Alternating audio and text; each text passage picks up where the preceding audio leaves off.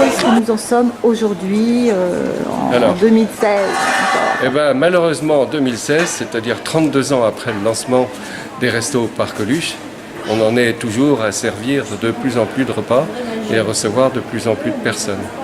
Donc ce n'est pas forcément un constat très sympathique. Mais en même temps, la seule chose qui nous rassure, c'est de dire qu'on est toujours là, ce qui veut dire que grâce aux bénévoles, grâce aux aides qu'on a pu recevoir, on peut continuer à recevoir, même si c'est plus de personnes. Donc ça, c'est peut-être le côté positif.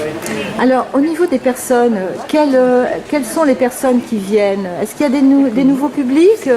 Oui.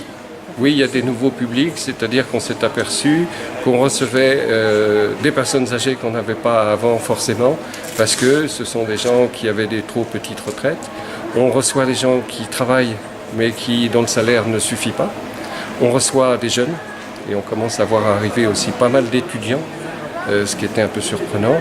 Et enfin, bien sûr, avec l'asile, on voit aussi arriver des demandeurs d'asile qui ont besoin. D'accord. Au niveau des gens qui travaillent, par exemple, oui. Est-ce que ce sont les loyers? Qu'est-ce qui fait que les gens qui travaillent ne peuvent pas vivre correctement? Je dirais qu'avant le loyer, c'est plutôt le salaire. C'est-à-dire que ce sont des gens qui reçoivent un salaire qui est insuffisant, quelquefois parce qu'ils ont du travail, mais du travail à durée déterminée, avec des périodes, ou des salaires qui sont limites. Et donc, effectivement, ça ne suffit pas pour assurer. Vous savez, les gens qui travaillent avec des contrats à durée déterminée vont avoir du mal à trouver un logement aussi. Donc, on va les recevoir parce qu'ils sont un peu en panique. Donc, on reçoit toutes sortes de publics, hélas. Hélas. Alors là, vous avez votre équipe de bénévoles. Vous pouvez nous en présenter quelques-uns? Allez. Voilà, alors, des petits bénévoles, merci. Marie-Catherine qui est la responsable du centre. Marie-Catherine. Alors voilà Marie-Catherine, responsable du centre de Frontignan. Alors, tout à fait. Très bien. Bonjour. Bonjour. Alors vous êtes combien de bénévoles sur le secteur 17. de Frontignan? 17. Très bien. Depuis combien de temps vous êtes Moi, à Frontignan, comme bénévole, ça fait 20 ans. 20 ans, oui. Voilà. Et 10 ans qu'ici à Younous, on a été les pionniers, on a été les premiers arrivés. Ça a été le restaurant du cœur. Et votre équipe, alors là, vous avez... Eh bien, il y a Josette et Françoise, ça fait 20 ans. Bonjour Josette. 20 ans aussi de service, bravo, oui, félicitations mesdames et Françoise. Merci. D'accord.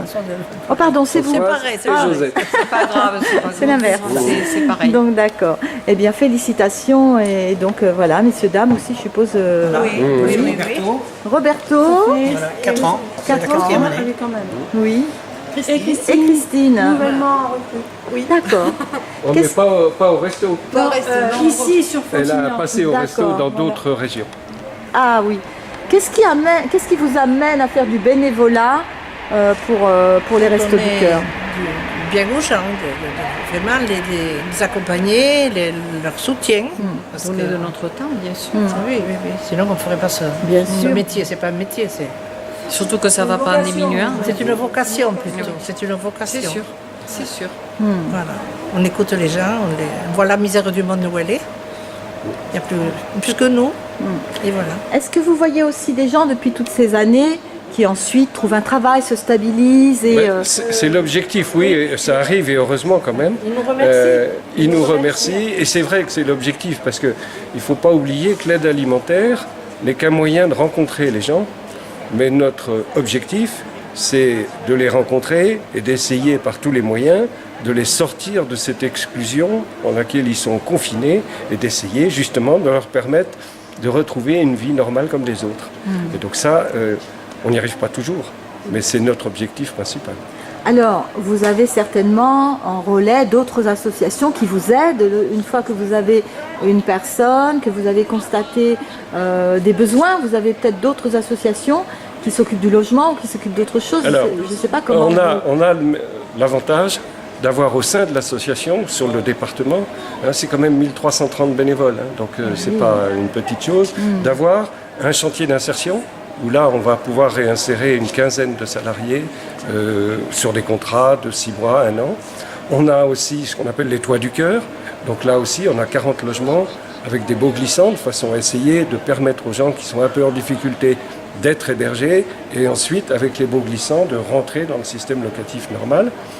On a également les... Donc les baux glissants, c'est un bail qui est C'est un particulier, bail qui est... ça Non, c'est un bail surtout au départ qui est pris entre les Restos du Cœur et les bénéficiaires. Et l'objectif, c'est un jour de le faire passer ce bail à un propriétaire normal. Mais quand ils sont en capacité de pouvoir tenir justement ce choc-là.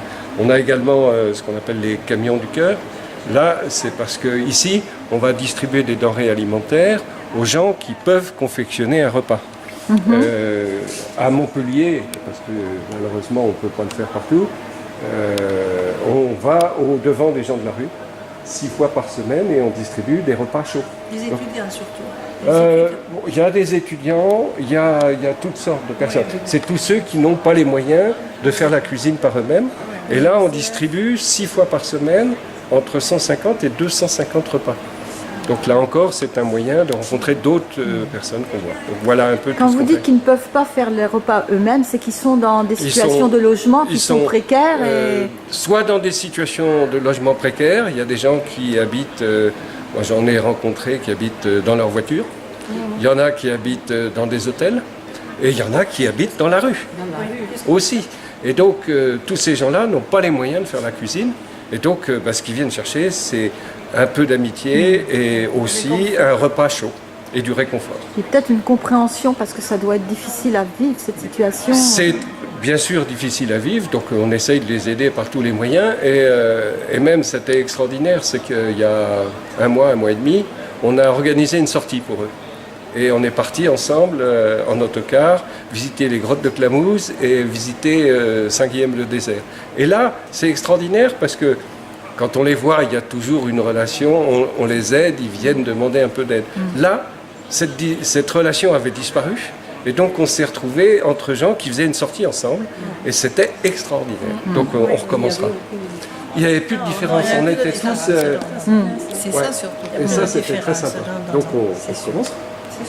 Eh bien, bravo, messieurs, dames, et puis merci d'être là pour toutes ces personnes. Et puis j'ai l'impression des fois qu'on dirait qu'on a rétrogradé plutôt parce que, vu ce que vous dites, il y a de plus en plus de gens en besoin. Alors c'est sûr qu'on n'a pas progressé dans ce domaine-là, ou plutôt aussi dans le nombre, Vous, malheureusement. dans le vôtre, oui, Et nous aussi, dans l'association, et là, mais dans j'en la profite situation... pour rendre hommage, puisqu'ils sont là, et à tous ceux qui sont là ou pas là, rendre hommage aux bénévoles. Parce que la force de toutes ces associations, toutes celles que vous allez rencontrer aussi dehors, c'est les bénévoles. Et là, chapeau.